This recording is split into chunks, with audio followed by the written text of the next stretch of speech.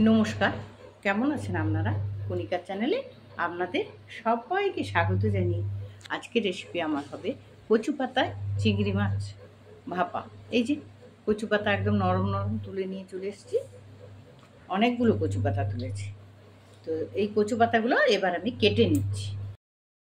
এই যে বন্ধু, কচু পাতাগুলো ঠিক এইভাবে কেটে নিচ্ছি, একদম ছোট ছোট করে। কচু পাতা আমার কাটা শেষ। এখানে নিয়েছি আমি সাদা সর্ষে, এখানে নিয়ে নিয়েছি রাই সর্ষে, এখানে নিয়েছি কিছুটা জিরে, বেশ কিছুটা কাঁচা লঙ্কা, আর এখানে আমি এই যে চিংড়ি মাছ ছাড়িয়ে রেখেছি, এই চিংড়ি মাছে দিয়েছি নুন, হলুদ, সর্ষের তেল আর লেবু। এবার আমি চিংড়ি মাছটা মেখে নিচ্ছি। এবার কড়াইতে আমি জল বসিয়ে দিয়েছি, জলটা গরম হবে ততক্ষণ তাতে দিয়ে দিচ্ছি এই যে খানিকটা নুন। গরম হয়ে গেছে, এবার আমি কেটে রাখা কচু পাতাগুলো এতে সব কচু পাতাগুলো দিয়ে দিচ্ছি। এবার কচু পাতাগুলো একটুখানি আমি নেড়ে নিচ্ছি নরম হওয়ার জন্য। এবার এতে লেবু কেটে রেখেছিলাম, একটুখানি লেবু নিলে এই রসটা আমি দিয়ে দিলাম।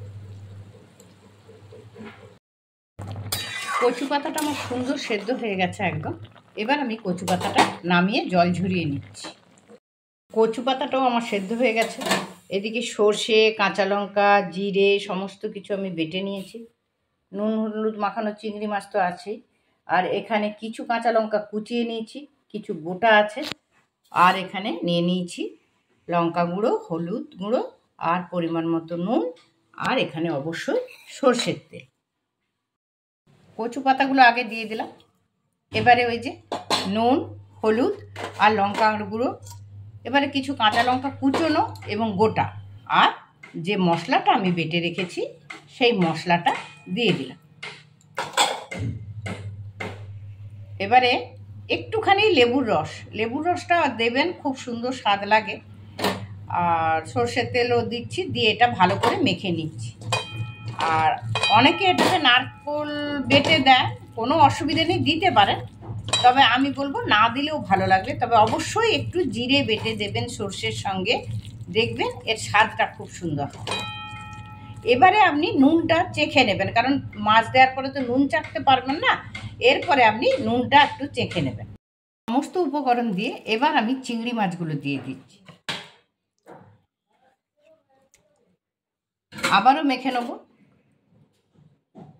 সুন্দর করে।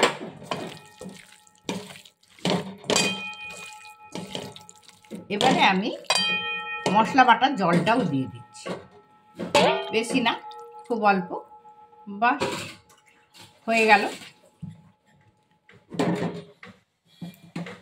তো উপকরণ আমার দেয়া হয়ে গেছে, এবার আমি ভাপাতে দিয়ে দিচ্ছি ঢাকনা দিয়ে।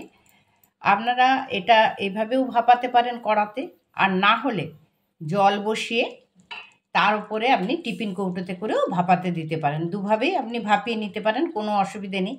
আবার কলা পাতাতে মুড়ে আমি যেভাবে করি সেভাবেও করতে পারেন, তারও স্বাদ হবে অপূর্ব। তো আমি কড়াতেই করলাম, তো এইভাবে একবার করবেন। এবার আমি ঢাকনা দিয়ে দিচ্ছি। এইবার আমি ঢাকনাটা খুলছি। একদম গ্যাসটাকে আমি মিডিয়ামে রেখেছিলাম, লো টু মিডিয়ামে।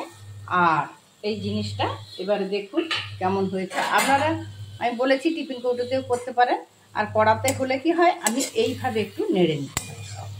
দেখুন রসটাও শুকনো হয়ে গেছে, আর কত সুন্দর হয়েছে দেখতে বন্ধু। এবারে আমি এটা নামিয়ে নিচ্ছি।